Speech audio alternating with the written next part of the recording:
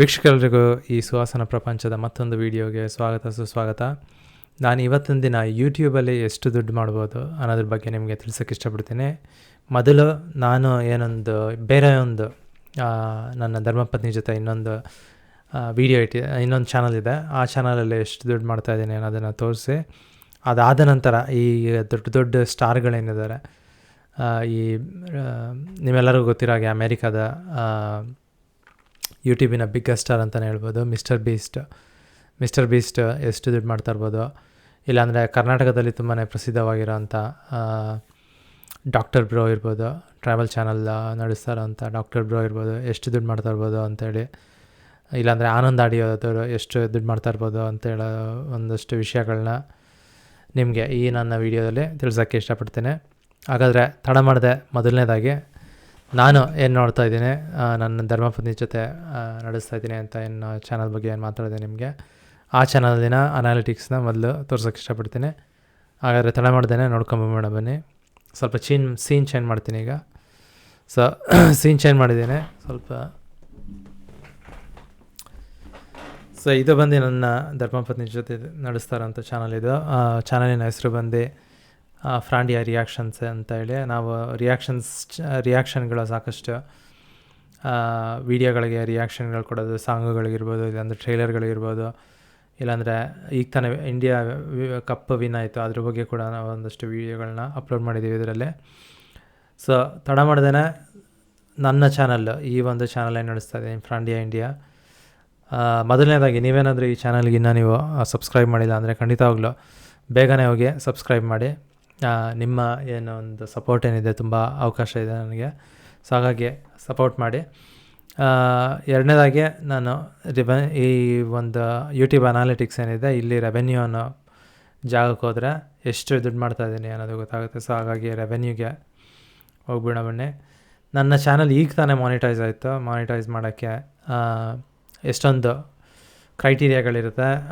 4,000 watch hours ಅಂದರೆ 4,000 ಗಂಟೆಗಳಷ್ಟು ನಿನ್ನ ಚಾನಲ್ನ ನೋಡಿರಬೇಕು ಜನಗಳೆಲ್ಲ ಸೇರಿ, ಸಬ್ಸ್ಕ್ರೈಬರ್ಸ್ ಇರ್ಬೋದು, ಇಲ್ಲದ್ರೆ ಯಾರೇ ಇರ್ಬೋದು. ಒಟ್ಟಿನಲ್ಲಿ ಯೂಟ್ಯೂಬ್ ಪ್ಲ್ಯಾಟ್ಫಾರ್ಮಲ್ಲಿ 4,000 ಗಂಟೆಗಳಷ್ಟು ನೋಡಿರಬೇಕು. ಆವಾಗ ಮಾತ್ರ ನಿಮ್ಮ ಒಂದು ಏನು ಚಾನಲ್ ಇದೆ ಅದನ್ನು ಮಾನಿಟೈಸ್ ಮಾಡೋಕ್ಕೆ ಆಗುತ್ತೆ.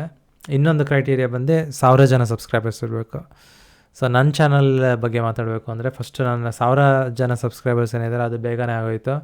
ಬಟ್ 4,000 ವಾಚ್ ಅವರ್ಸ್ ಏನಿದೆ, ಗಂಟೆಗಳೇನು ನೋಡಬೇಕಾಗಿದೆ, ಅದು ಬಂದು ಈ 24ನೇ ತಾರೀಕು ಜೂನಿನ, ಈ ವರ್ಷದ ಜೂನಿನ 24ನೇ ತಾರೀಕು ಕಂಪ್ಲೀಟ್ ಆಯಿತು.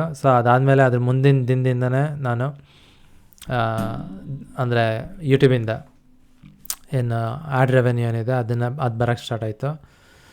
ನಾನು ಜಪಾನಲ್ಲಿ ಉಳ್ಕೊಂಡಿರೋದ್ರಿಂದ ನನ್ನ ಏನು ಈ ಅಕೌಂಟ್ ಏನಿದೆ ಇದಕ್ಕೆ ದುಡ್ಡೇನು ಯೂಟ್ಯೂಬರ್ ಕಳಿಸ್ತಾರೆ ಅದು ಬಂದು ಜಾಪನೀಸ್ ಯನ್ನಲ್ಲಿದೆ. ಒಂದು ಜಾಪನೀಸ್ ಯನ್ 2 ಜಾಪನೀಸ್ ಯನ್ನು 1 ರೂಪಿಗೆ ಸಮಾನ. ಹಾಗಾಗಿ ಇಲ್ಲಿ ಜಾಪನೀಸ್ ಯನ್ನಲ್ಲಿ ಬರೆದಿದ್ರು ಕೂಡ ನಾನು ಅದನ್ನು ನಿಮಗೆ ಕನ್ವರ್ಟ್ ಮಾಡಿ ಇಂಡಿಯನ್ ರುಪೀಸಲ್ಲಿ ಎಷ್ಟು ಮಾಡಿದ್ದೀನಿ ಅಂತ ಅನ್ನೋ ವಿಷಯನ ನಿಮ್ಗೆ ಹೇಳ್ಕೊಡ್ತೀನಿ. ಆಗಲೇ ಹೇಳಿದ ರೀತಿ 24ನೇ ತಾರೀಕು ನಾನು ಕಂಪ್ಲೀಟ್ ಆಯಿತು, ಏನೇನು ಕ್ರೈಟೀರಿಯಾ ಏನೈತೆ ಅದೆಲ್ಲ. 25ನೇ ತಾರೀಕಿಂದ ನನಗೆ ಯೂಟ್ಯೂಬಿಂದ ದುಡ್ಡು ಬರೋಕ್ಕೆ ಸ್ಟಾರ್ಟ್ ಆಯಿತು. ಮೊದಲನೇ ದಿನ ಬಂದು 62 ಯನ್, ಜಾಪನೀಸ್ ಯನ್ ಬಂತು. ದಿಸ್ ಈಸ್ ಈಕ್ವಲೆಂಟ್ 31 ರೂಪಾಯಿ ಇದು. ಮೊದಲನೇ ದಿನ 31 ರೂಪಾಯಿ ಬಂತು. ಜಾಸ್ತಿನೋ ಕಮ್ಮಿನೋ ಅದು ನೀವೇ ತೀರ್ಮಾನ ಮಾಡಬೇಕು. ಎರಡನೇ ದಿನ ಬಂದು 36 ಜಾಪನೀಸ್ ಯನ್ ಅಂದರೆ 18 ರೂಪಾಯಿ ಮಾಡಿದೆ. ಮೂರನೇ ದಿನ ಬಂದು 55 ಜಾಪನೀಸ್ ಯನ್. ಇದು ಬಂದು ಎಷ್ಟು 27 ರೂಪಾಯಿ ಅಂತ ಇಟ್ಕೊಳ್ಳಿ. ನಾಲ್ಕನೇ ದಿನ ಬಂದು ತಿರ್ಗಾ 62 ಯನ್, ವಿಚ್ ಈಸ್ ಈಕ್ವಲೆಂಟ್ 31 ರೂಪಾಯಿ. ಈ ರೀತಿ ಮಾಡಿ 4 ದಿನದಲ್ಲಿ ನಾನು 215 ಜಾಪನೀಸ್ ಯನ್ ಅಂದರೆ ಎಷ್ಟಾಯಿತು ಅಲ್ಲಿಗೆ 107 ರೂಪಾಯಿ ಅಷ್ಟು ಮಾಡಿದ್ದೀನಿ 4 ದಿನದಲ್ಲಿ. ಈಗ ತಾನೇ ಮಾನಿಟೈಸ್ ಆಯಿತು ನನ್ನ ಚಾನಲು. ಈಗ ತಾನೇ ಮಾನಿಟೈಸ್ ಆದಾಗ ಇಷ್ಟು ದುಡ್ಡು ಮಾಡ್ಬೋದು ಅನ್ನೋದು ನಿಮ್ಗೊಂದು ಐಡಿಯಾ ಸಿಗುತ್ತೆ. ಬೇರೆ ಒಂದಷ್ಟು ಚಾನಲ್ಗಳು ಅವ್ರು ಮಾನಿಟೈಸ್ ಆದ ತಕ್ಷಣ ತುಂಬಾ ದುಡ್ಡು ಮಾಡ್ಬೋದು. ಬಟ್ ನನ್ನ ಏನು ಚಾನಲ್ ಇದೆ, ನನ್ನ ಚಾನಲ್ಗೆ ಇದ್ದಿದ್ದು ಪೊಟೆನ್ಷಿಯಲ್ ಇಷ್ಟೇ. ಹೋಗ್ತಾ ಜಾಸ್ತಿ ಆಗುತ್ತೆ ಅಂತ ಅಂದ್ಕೊತೀನಿ. ಆದರೆ ಈ 4 ದಿನದಲ್ಲಿ ನಾನು ಇಷ್ಟು ರೂಪಾಯಿ ಮಾಡಿದ್ದೀನಿ. ಹೋಗ್ತಾ ಹೋಗ್ತಾ ಇನ್ನು ಈ ವೀಡಿಯೋಸ್ಗೆ ಏನಾದರೂ ಸಾಕಷ್ಟು ವ್ಯೂಸ್ ಸಿಕ್ತಲ್ಲೇ ನೀವು ಕಮೆಂಟ್ ಮೂಲಕ ನನಗೇನಾದರೂ ಈ ರೀತಿ ಏನು ಅನಾಲಿಟಿಕ್ಸ್ ಏನಿದೆ ಅದನ್ನು ಮುಂದೆ ಕೂಡ ನಮಗೆ ತೋರಿಸಿ ಅಂತ ನೀವೇನಾದರೂ ಹೇಳಿದಲ್ಲಿ ಖಂಡಿತವಾಗ್ಲೂ ಇದೇ ರೀತಿ ನಾನು ಇನ್ನೊಂದು ತಿಂಗಳು ಇಲ್ಲಾಂದರೆ ಇನ್ನೊಂದು 2 ತಿಂಗಳು ಬಿಟ್ಟು ತಿರ್ಗಾ ವೀಡಿಯೋ ಮಾಡಿ ಎಷ್ಟು 1 ತಿಂಗಳಲ್ಲಿ ಇಲ್ಲಾಂದರೆ 2 ತಿಂಗಳಲ್ಲಿ ಎಷ್ಟು ದುಡ್ಡು ಮಾಡಿದೆ ಅನ್ನೋದನ್ನು ಕೂಡ ನಿಮಗೆ ತಿಳ್ಸೋಕ್ಕೆ ಇಷ್ಟಪಡ್ತೀನಿ. ಸೊ ಈಗ ಇಲ್ಲಿಗೆ ಏನಾಯಿತು, ಇದು ಬಂದು ನನ್ನ ಯೂಟ್ಯೂಬ್ ಚಾನಲಲ್ಲಿ ಎಷ್ಟು ಮಾಡ್ತಾಯಿದ್ದೀನಿ ಅನ್ನೋದು ನಿಮಗೆ ತಿಳಿಸುತ್ತೆ. ನೆಕ್ಸ್ಟ್ ಒಂದೇ ಈ ದೊಡ್ಡ ಯೂಟ್ಯೂಬ್ ಚಾನಲ್ಗಳು ಎಷ್ಟು ಮಾಡ್ತಾಯಿದ್ದಾರೆ ಅನ್ನೋದನ್ನು ನಿಮಗೆ ತಿಳ್ಸೋಕ್ಕೆ ಇಷ್ಟಪಡ್ತೀನಿ. ಮೊದಲನೇದಾಗಿ ತಡ ಮಾಡ್ದೇ first number 1 top most mister beast. ಯಾರು ಮುಟ್ಟೋಕ್ಕಾಗಲ್ಲ, ಇವನ್ನ ಅಷ್ಟು ದೊಡ್ಡದಾಗಿ ಬೆಳೆದಿದ್ದಾನೆ. ಸೊ ಇವನು ಬಂದು ಇದು ಎಸ್ಟಿಮೇಷನ್ ಅಷ್ಟೇ ಇದು. ಸೊ $5.5 ಮಿಲಿಯನ್ ಇಂದ $16.5 ಮಿಲಿಯನ್.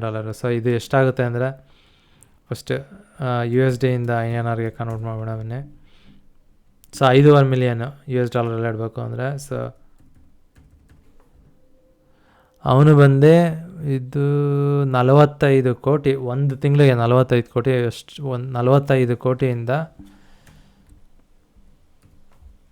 137 ಕೋಟಿ ಅಷ್ಟು ದುಡ್ಡು ಮಾಡ್ತಾ ಇದ್ದಾನೆ ಒಂದೇ ಒಂದು ತಿಂಗಳಲ್ಲಿ. ಮಿಸ್ಟರ್ ಬೀಸ್ಟ್ ಅಷ್ಟು ದುಡ್ಡು ಮಾಡ್ತಾ ಇರೋದವನು. ನೆಕ್ಸ್ಟ್ ನಮ್ಮ ಆನಂದ್ ಆಡಿಯೋಗಿಂತ ಮುಂಚೆ ಟಿ ಸೀರೀಸ್ ನಿಮ್ಗೆ ಗೊತ್ತಿರ್ಬೋದು, ಮೊದಲು ಹೈಯೆಸ್ಟ್ ಸಬ್ಸ್ಕ್ರೈಬ್ ಚಾನಲ್ ಆಗಿತ್ತು. ಈಗ ಮಿಸ್ಟರ್ ಬೀಸ್ಟ್ ಈ ಚಾನಲ್ಗಿಂತನೂ ಜಾಸ್ತಿ. ಇಲ್ಲಿ ನೋಡ್ಬೋದು ನೀವು subscribers number 292 million mister beast. But T series ಬಂದು 248 ಮಿಲಿಯನ್ ಇದೆ ಈಗ. ಸೊ ಟಿ ಸೀರೀಸ್ ಅವ್ರು ಎಷ್ಟು ಮಾಡ್ತಾ ಇದ್ದಾರೆ ಅಂತ ನೋಡ್ಬೋಣ ಬನ್ನಿ. ಅವರು $3.5 ಮಿಲಿಯನ್ ಇಂದ $10 ಮಿಲಿಯನ್ ಅಷ್ಟು ಮಾಡ್ತಾ ಇದ್ದಾರೆ. ಸೊ $10 ಮಿಲಿಯನ್ ಬಂದು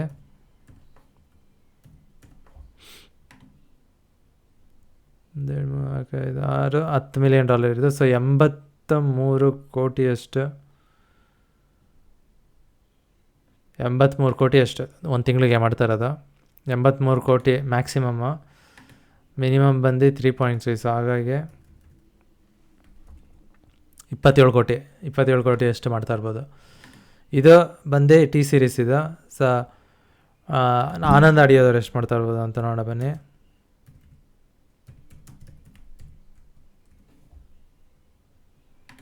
ಸೊ ನಮ್ಮ ಕರ್ನಾಟಕದ ಚಾನಲ್ ಆನಂದ್ ಆಡಿಯೋದವರು, ಇವರು 200,000 201,000ದಿಂದ 604,000 ಮಾಡ್ತಾ ಇದ್ದಾರೆ. ಸೊ ಜಾಸ್ತಿ ಏನು ಮಾಡ್ತಾಯಿಲ್ಲ ಅವರಿಗೆಲ್ಲ ಕಂಪೇರ್ ಮಾಡ್ಕೊಂಡ್ರೆ. ಸೊ ಇದು ಬಂದು ಎಷ್ಟಾಯ್ತಿದು,